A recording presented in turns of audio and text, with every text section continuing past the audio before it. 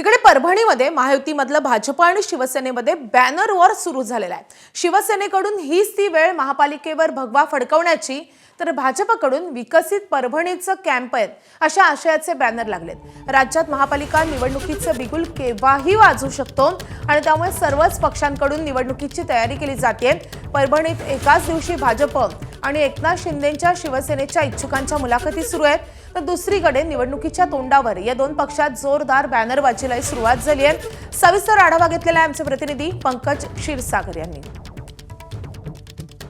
राज्यामध्ये महानगरपालिका निवडणुकींचा बिगुल केव्हाही वाजू शकतो आणि याच अनुषंगाने प्रत्येक महानगरपालिका क्षेत्रामध्ये राजकीय पक्ष जे आहेत ती तयारी सुरू करत आहेत।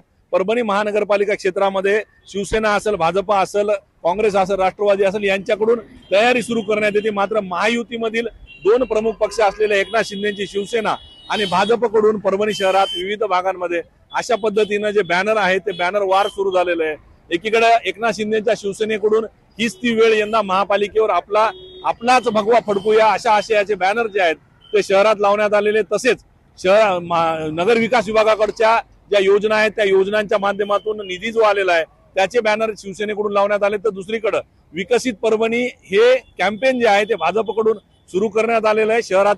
शहरी भागातील ज्या योजना असतील राज्य सरकारच्या किंवा इतर योजना असतील याचे बॅनर जे आहेत ते शिवसेनेच्या बॅनरच्या बाजूलाच लावण्यात आलेले आहेत आणि शहरातल्या वेगवेगळ्या भागामध्ये, दर्शनी भागामध्ये हे बॅनर वार जे आहे ते शिवसेना आणि भाजपमध्ये पाहायला मिळत आहे। वेगवेगळ्या भागामध्ये मोठ्या प्रमाणावर हे बॅनर जे आहेत ते शिवसेना आणि भाजपकडून लावण्यात आलेले आहेत। कोणाच्या बाजूने ही परभणीकर मतदान करतात हे पाहणं महत्वाचं असलं तरी निवडणुकी आधी परभणीमध्ये शिवसेना आणि भाजपमध्ये जोरदार बॅनर वार या ठिकाणी पाहायला मिळत आहे।